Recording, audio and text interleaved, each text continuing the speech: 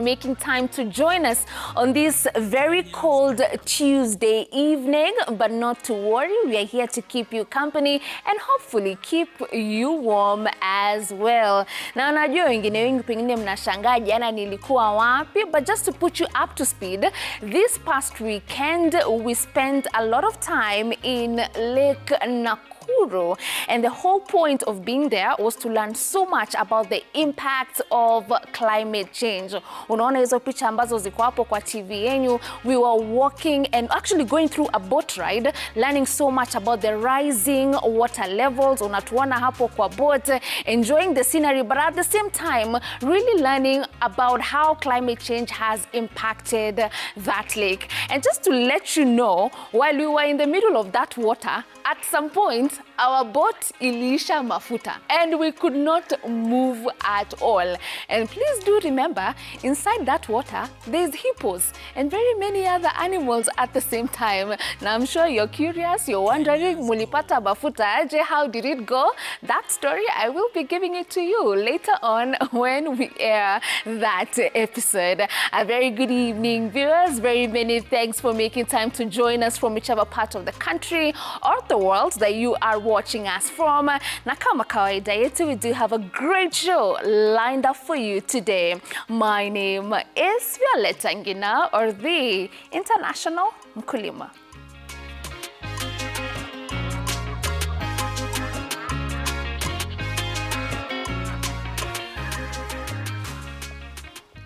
All right, so we are moving away from the hippos and the Lake Nakuru and all the drama that happened there. Let's jump straight into the agenda of the day. Now, today we are going to have an absolutely interesting show, which will be showing you the different opportunities in agriculture in very unique agri-sectors. Najua sana sana tumezoea mimea kama mahindi, kama ni maragwe, kama ni chai, but there's a lot more, including the sector of herbs.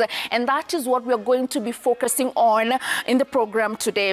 If you look at what we do have here, we do have a display of some of the herbs that we have in Kenya. Kutoka pale tuko na oregano, tuko na basil, we do have tarragon, thyme, and rosemary as well. And these are not the only herbs, there is more, and we will be diving straight into the conversation on herbs and the opportunities in herbs farming. But before we get into this gold chat, let's go all the way to South Africa and see the opportunities therein when it comes to herbs and herbal teas as well. Take a look.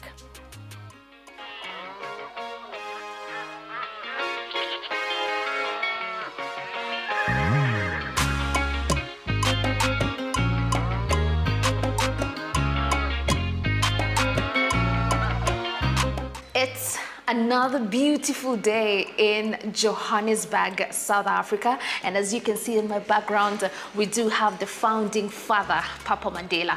Now, today we are going to be learning so much about the opportunities that lies in there when it comes to the tea value addition sector.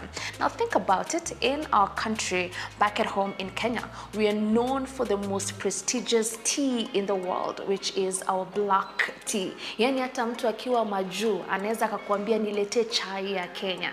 But now there's more opportunities because today we are going to be showing you okra tea. Umezoea okra water, okra vegetables, but you can also make okra tea. Now we are going to be exploring the potential in herbs and herbal tea and why this is the right time for the young people to get into herbs farming, because the demand is growing and many people across the world are leaning towards herbs because of the health benefits in their bodies. So here at Green Leafy House, which is a partner to the Truth Black Agri House Group, they will be educating us a lot more about the potential in herbs, and we'll sample some herbal teas, including okra tea.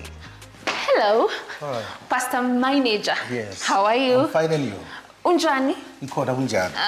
Thank you so much for welcoming us here to the Green Leafy House. Leafy House. Yes. We are so excited to be here today, and I'd just like for you to start by introducing yourself and telling us the work that you do around here. Okay. I'm Ignatius Manager. I'm the founder of the Green Leafy House.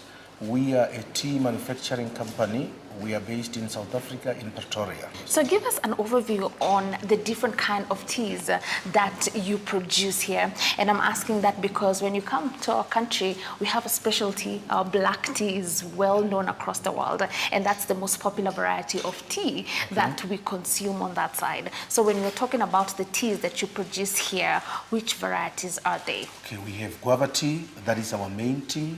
We have rooibos tea. We also have hibiscus tea, and we have honeybush tea. We have the famous okra tea. We have flu balm. We have cancer bush and moringa tea. Right. So give us an overview also on the consumption of tea in South Africa. How much is it consumed? And do you have this particular time zone where everyone knows it's tea time? In our place, it's 4 p.m. Tunaita chai ya saa kumi, it's 4 p.m. tea. Then we have 10 a.m. tea. So it's like standard. Whenever you visit someone around that time, you have to get some tea. So do you have such cultures around tea here in South Africa? Yes. In the morning, people consume tea in the morning, and also 3 o'clock in the afternoon, and also in the evening before they sleep, depending on the kind of tea which they are taking. Great. So what motivated you to start the Green Leafy House? What motivated me is because there was a need for the herbal teas, because many people, they consume herbal teas, but there's no supply of those herbal teas. So that motivated me to start to look for the herbs that people can take as teas, and also to produce it in a tea bag format so that it can be portable wherever a person is going. Right. So which year did you start? We started in 2020. Right. So from 2020 to 2025, what have you seen happen in the space of consumption of herbal tea? Is it increasing? Which countries are mostly known for that? And also here in South Africa, how popular has the consumption of herbal teas gone to? The consumption of herbal teas has increased significantly. In the past, people were not consuming it that much, but after they started realizing the benefits that goes with the herbal teas, the consumption has greatly increased. Right. Many countries, really like Nigeria, they are already in the game of consuming herbal teas, but now South Africa is also rising as far as the consumption is concerned, because people now, they start seeing the benefits of those herbs. Right. So this is my first time I'm seeing okra tea. I'm used to seeing okra water. And I want you to take us through, before you move, you started with the guava tea. Yes. That is the mother of all teas in this company. Yes. So before you move from guava tea to now doing okra tea or doing ginger tea, the different teas that you're doing, what research do you do in there that will inform you which herb should we go for next? Okay, the research that we do is that we check the market, the needs of consumers. We are consumer driven, so we check the needs. So once the need has been established, then we research on the product as to the benefits. We also consult with our botanist to advise us on the benefits of that particular herb. Then from there, we produce it, we source it, and we produce it. We put it out there to the market for people to see it and to test the market. Right. So how long can it take from the conceptualization, the idea, to the research, to the production, to finally having it in the market? How long do you normally take to have all that put together, and now we have something like okra tea, which has been accepted in the market? I think 6 months mostly. 6 months, you have to research, you check it. Remember, we also do promotions. When we do promotions, we ask customers as to where they can be interested in this kind of tea. Once they've shown interest, then we research it more and more, and then from there, then we start sourcing the materials in bulk. Then we package it in tea bag form. We supply it to the customer. You say that we are blessed with herbs. Some of them are just even growing in our backyards, but we just don't know. We are not aware. Do you feel like that is one of the biggest challenges that we're facing? And is that part of the reason as to why this sector is quite untapped? Yes. Many people, they have no knowledge as far as the herbals or the herbs are concerned. And the herbs are everywhere. In your garden, in your yard, herbs are there.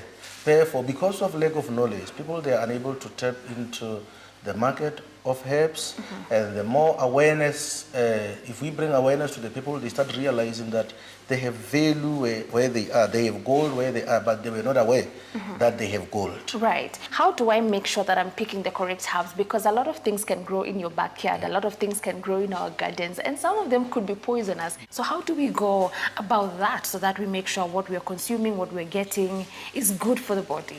If maybe you are suspecting that this is a kind of herb which is not, the best thing is to have it examined by the botanist to check whether it's the right herb or not. And you can also take it to the lab.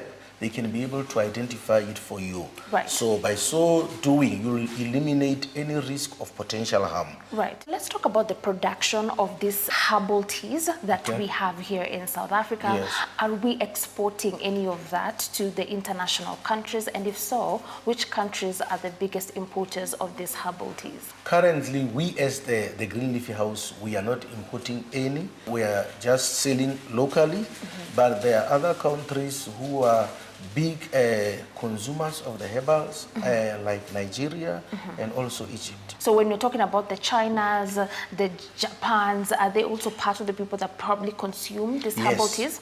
Yes, they consume a lot of herbal teas because some of these countries, they don't consume these ordinary fizzy drinks that we normally consume.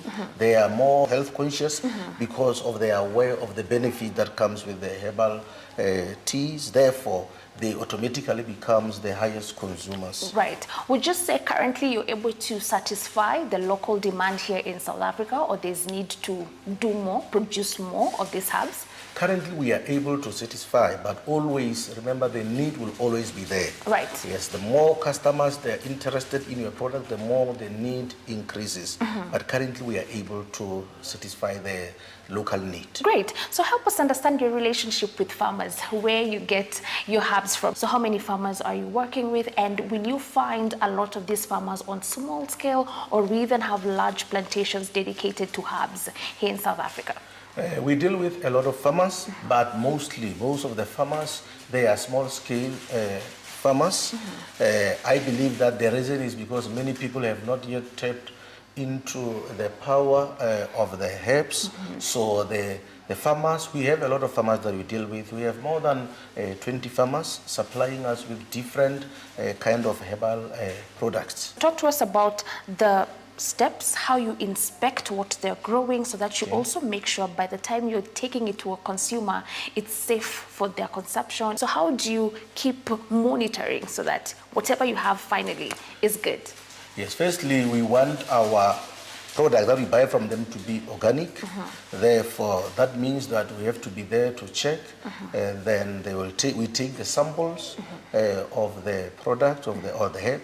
We take them to lab for testing against any contaminants or heavy material.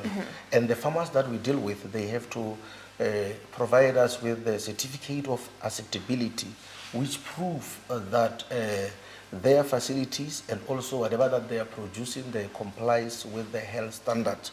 So whatever that comes out of their farm is suitable for human consumption. What are some of those health benefits that some of these herbal teas have been proven to do in human body over the years? Okay, let's take for example hibiscus.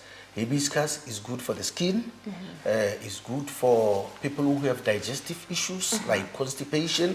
When you take hibiscus, you are able to have a normal bowel movement.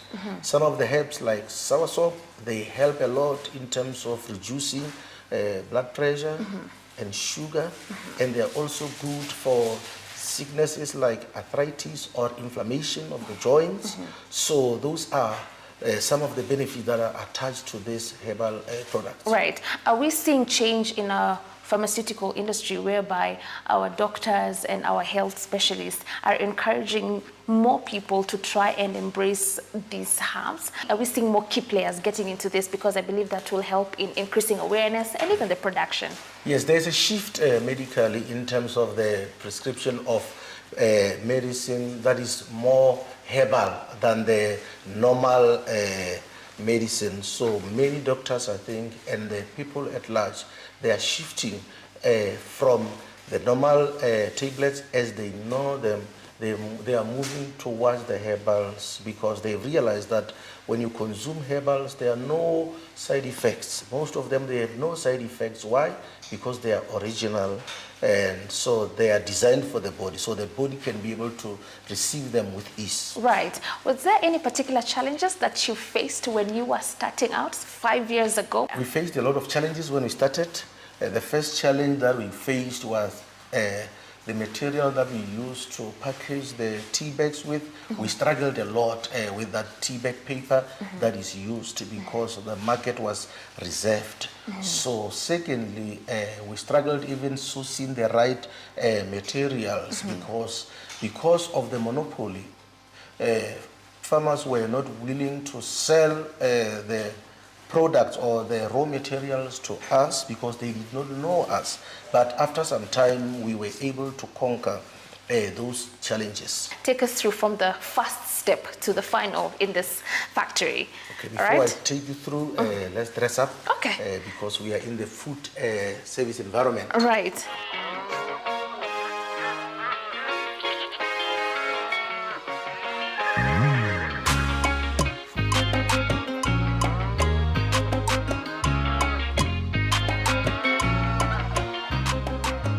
What is the first step?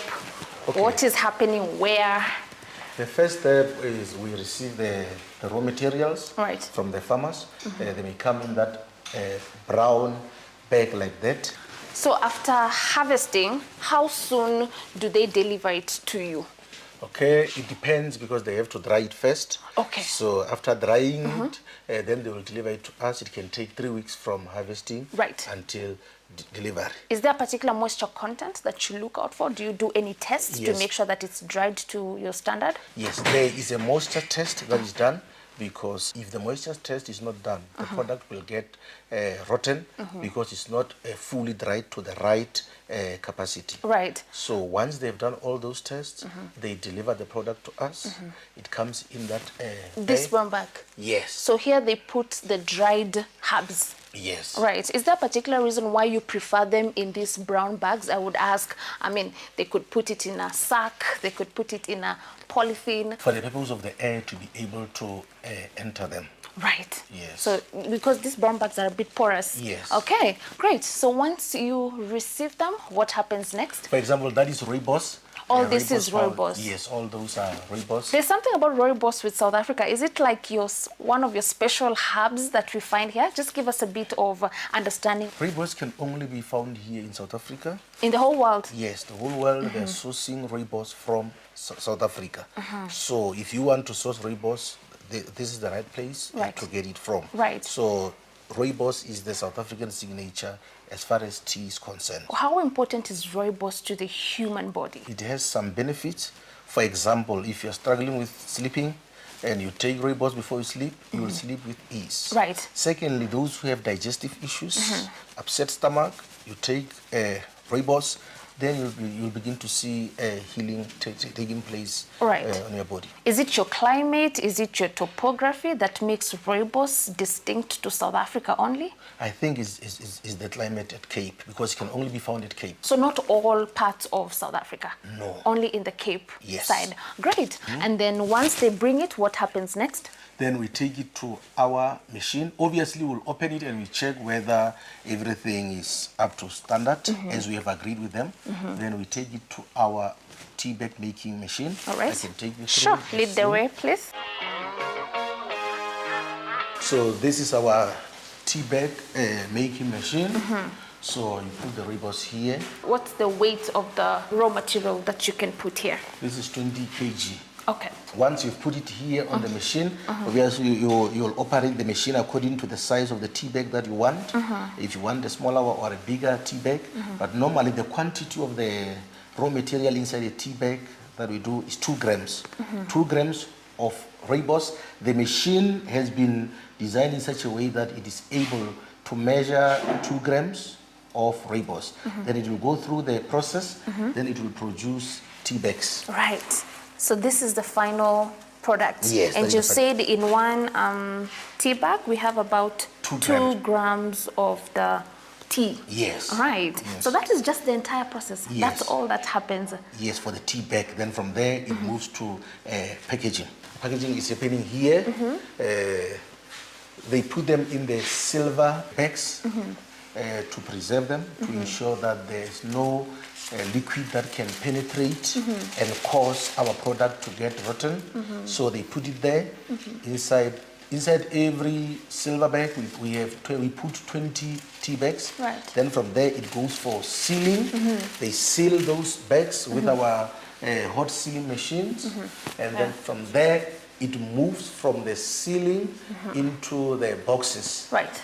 Then it is ready for the market. Great. So there is the fear of some of these herbs which you find in Africa because of the lack of awareness that you had mentioned here earlier. You might have it in your backyard and you don't know. There's that fear of them disappearing or becoming extinct due to human interruption and all that. And I know that would bother you because that is the industry that you have ventured in the most. So what do you think we can do to make sure that we are not losing what is very unique and golden here in Africa due to lack of awareness, really? What we need to do is to bring awareness to the people. They need to be aware of the value of herbs. They need to be aware of the herbs that are there. And then from there, we need to commercialize them in terms of them, in terms of planting them in bulk, so that we can always have enough, and we preserve the seeds also for the next planting. As we speak, do you think enough of that is being done, or there's room for more? There's room for more. Many people, they are not aware of this, as I already said, but there's a room for more to expand. There's a room to bring awareness to the people, and there's a room to involve even the young people in that space. That again begs the question of, when you look at some of our staples and even cash crops across Africa, you'll find there's a lot of research institutes, and they receive some funding to make sure that they're able to research about diseases, seeds, sustainability of those particular agri-sectors. But almost, I'm not too sure if I've had any researching, proper structured ones and funding for these herbs side of things. Is that something that we need to also put across so that government, private stakeholders can come in with the funds, the research to make this sector sustainable? Yes, in order for it to be sustainable, obviously we need to bring awareness, as we have said, and also we must open the market for people who are willing to participate, to be able to participate. Obviously, I believe that there are many people who want to do farming, but that they don't know even the area which they can start on. I think the best area is the area of farming in herbs. If we make funds available to them and opportunities in terms of land to them, for them to farm, I think it will change the lives of many people. Right. Has climate change impacted the growing of herbs, for example? Yes, because there are some herbs which only flourish in winter.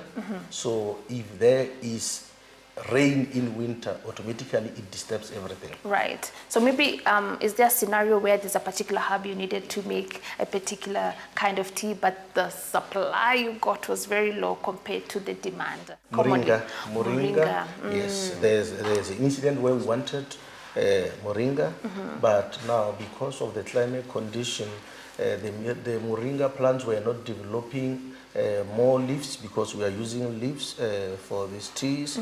So as a result, there was a shortage of moringa. Right. So what are those mitigation measures that we can put in place to make sure that, climate change or not, we are still able to produce these herbs, which are a big market with a lot of untapped potential as we speak?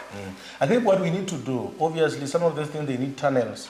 If we can plant these herbs inside tunnels, we know that we cannot be influenced by the climatic conditions. Yes. So we can be able to harvest that herb throughout the whole year. Great. Finally, speak to the young people who are watching you right now, and they were not aware that there is so much potential in the space of herbs. They probably were running to grow the usual maize and beans, which you've seen farmers do over time. So what can you tell them about the potential there is in the space of herbs? Okay, to the young people, I want to let you know that there's a great opportunity in the area of herbs. You may not know, but the market is there, the demand is there. What is lacking is the supply. And what I like about herbs is that they are not difficult to maintain because they take care of themselves actually. What you need to do is just to provide them with water. So I want to encourage you that this is an area which you can tap into, and I believe that the huge level of unemployment that is everywhere, it can be able to be resolved. Great. Thank you so much, Pastor, Thank you for welcoming us here. You told me your South African name, but it was so hard for me to pronounce. Maybe now I'll be able to do it. So please feel free to, give me that practice one last time. Tabu. Okay. Say that one more time. Tabu. All right. So I'm going to say it, and then you'll rate me out of 10 how well I did. Okay. I've already forgotten. Say it again. Tabu. All right. It's a 0. I gave myself a 0.